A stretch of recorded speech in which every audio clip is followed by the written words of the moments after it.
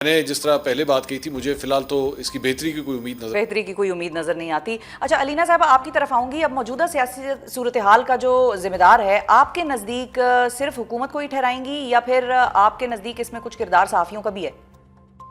دیکھیں قصوروار وہ ہے کہ جہاں سے یہ تمام اقدامات آتھورائز ہو رہے ہیں، جو آرڈر کر رہے ہیں یہ تمام اقدامات، قصور بیسکلی ان کا ہے۔ حکومت تو ہمیں بے بس نظر آتی ہے۔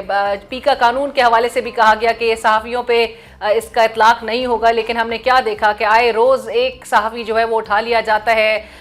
بزرگ جو والدین ہیں ان کے وہ عدالتوں کی ٹھوکریں کھاتے ہوئے دکھائی دیتے ہیں، عدالتوں کے دروازے پر انصاف کے لیے کھٹکھٹاتے ہوئے ان کے دروازے دکھائی دیتے ہیں، لیکن باوجود اس کے ان کی کوئی سنوائی نہیں ہو رہی۔ آپ کو وہ آنسو بھی ان صحافیوں کو جن کو اریسٹ کیا گیا تھا ان کے بزرگ والدین کے ان آنسو بھی وہ نظر آ رہے ہوں گے کہ جو کہ پلیڈ کر رہے تھے، جو کہ گزارش کر رہے تھے کہ ان کا کیس سنا جائے۔ ہمارے ملک میں یہ مثالیں موجود ہیں جہاں پر صحافیوں کو قتل کیا گیا، بڑے بڑے صحافی، شہید ارشد شریف صاحب کی مثال آپ کے سامنے ہے۔ آج 2022 میں ان کو قتل کیا گیا تھا، آج 2025 میں ہم بیٹھے ہیں، 3 سال ہونے کو ہے اور پھر بھی ان کے خاندان انصاف کا متلاشی ہے۔ فائنل آربٹر جو ملک کا سپریم کورٹ ایک ہوتا ہے، اس کے فیصلوں کو منوعاً اس پر عمل درآمد ہونا یقینی بنانا چاہیے، اور ہونا آئیڈیلی تو نظر آتا ہے کہ کبھی بھی اس کی کو فلاؤٹ ہوتے ہوئے نہیں دیکھا، لیکن اب فائنل آربٹر کے آرڈرز کو ایسے فلاؤٹ کر دیا جاتا ہے، ان پر عمل درآمد نہیں ہوتا، تو اس سے اب کیا ہی ہم اندازہ کریں۔ اور اس میں لائک آئی سیڈ کہ جہاں سے یہ آتھورائز ہو رہے ہیں اقدامات، سب سے پہلا قصور ان کا ہے اور صحافتی برادری کا بھی میرے خیال سے ٹو سم ایکسٹینٹ ہمیں ایک یونانیمس اپروچ کے ساتھ، جہاں پر آپ اپنے اگر خود ہی فنڈامنٹل اپنے رائٹس، پریس فریڈم کو، آزادی کو اگر آپ سرنڈر کریں تو میرے خیال سے پھر سوال آپ سے بھی ہوتا ہے۔ یہاں پہ ہمیں جو صحافی برادری ہے ان میں ایک ڈویژن، بہت ایکسٹریم ڈویژن بھی نظر آتی ہے۔ پولرائزیشن نے ہر میرے خیال سے سسٹم میں ایسے پولرائزیشن پینیٹریٹ کر چکی ہے کہ کوئی بھی پلر، کوئی بھی ریاستی ادارہ، کوئی بھی میرے خیال سے ڈپارٹمنٹ بھی کوئی اس سے مبرہ نہیں ہے، اس سے پاک نہیں ہے پولرائزیشن کو۔ اور میرے خیال سے جہاں سے جب یہ اقدامات آتھورائز ہوتے ہیں اور اس قسم کے اقدامات کے پیش نظر جو ڈویژن ہے وہ بہت ہمیں عیاں نظر آتی ہے۔ ابھی آپ دیکھ رہے ہوں گے کہ جس طرح سے تمغوں کی جو بندر بانٹ چل رہی ہے، اس سے بھی ایک بہت زیادہ ڈویژن کریٹ ہوئی ہے۔ صحافی ہمیں ایک پیج پہ اگر ہو کے یونانیمسلی اپنے حقوق کے لیے کھڑے ہو جائیں تو میرے خیال سے ہم کریڈیبلٹی بھی ریسٹور کر لیں، اپنے حقوق کو بھی ہم بحال کروا لیں، اور ایک متحرک فورس کے طور پہ، ایک مضبوط آواز کے طور پہ ہم شاید اپنے حقوق کی یہ جو جنگ ہے اس کو لڑنے میں بڑے حد تک ہم کامیاب۔ اچھا بالکل ٹھیک ہے علینا، بڑے اچھے پوائنٹس آپ نے ریز کیے کہ جو اس مرتبہ بندر بانٹ ہوئی بیسیکلی وہ بھی بڑا سوالیہ نشان ہے۔ بہرحال جاتے جاتے منصور صاحب یہ بھی بتائیے کہ اب آزادی صحافت کے حوالے سے کوئی، یا آپ کو ایسا لگا ہو کسی اقدام سے کہ حکومت بہتری لانا چاہتی ہے اس سارے معاملے میں؟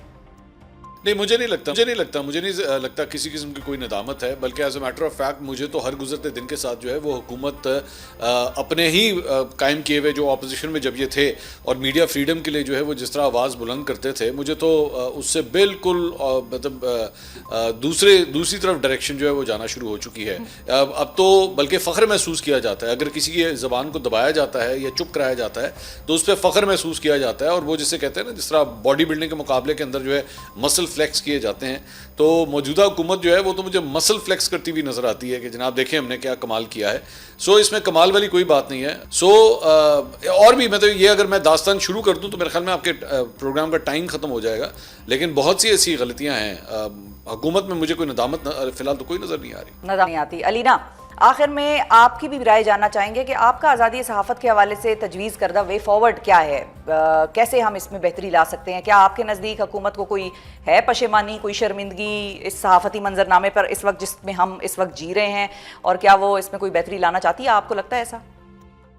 نہیں، اگر حکومت پہ تو میرے خیال سے ہمیں ریلائی نہیں کرنا چاہیے، کیونکہ اگر ان میں ندامت ہوتی تو ہمیں آج ایکس کی بندش اب تک ہمیں نہ نظر آ رہی ہوتی۔ ہمیں اگر حکومت میں ندامت نظر آتی تو پی کا جیسا قانون ہمیں لاگو ہوتا ہوا نہ نظر آتا۔ ہمیں حکومت میں اگر ندامت نظر آتی، کوئی بھی اتنی سی بھی شرمندگی اگر یہ محسوس کر رہے ہوتے تو ہمیں آئے دن صحافی اور وہ صحافی کہ جن کے لیے یہ جو موجودہ حکمران ہیں جب یہ اپوزیشن میں ہوتے تھے تو یہ صحافتی کیمپس پہ جا کے بیٹھا کرتے تھے 12 گھنٹے کے اندر 2 بار جو ہے آج کے وزیر اعظم شہباز شریف صاحب اس وقت کے اپوزیشن لیڈر ہوا کرتے تھے تو صحافیوں کو بہت کچھ وعدے اور دلاسے دیے جاتے تھے.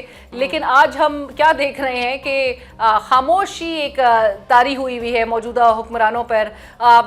ایک دوسرے کی طرف دیکھا جاتا ہے, چاہے ایکس کی بندش کا سوال ہو, اپنی ہی اگر ریسٹرکشنز جو ہیں اس کو آپ خود ہی وائلیٹ کرتے ہیں وی پی این کا استعمال کر کے. سارے ماشاءاللہ سے شہباز شریف صاحب وزیر اعظم پاکستان اور ان کی کابینہ ٹویٹر استعمال کرتی ہوئی کیسے نظر آتی ہے.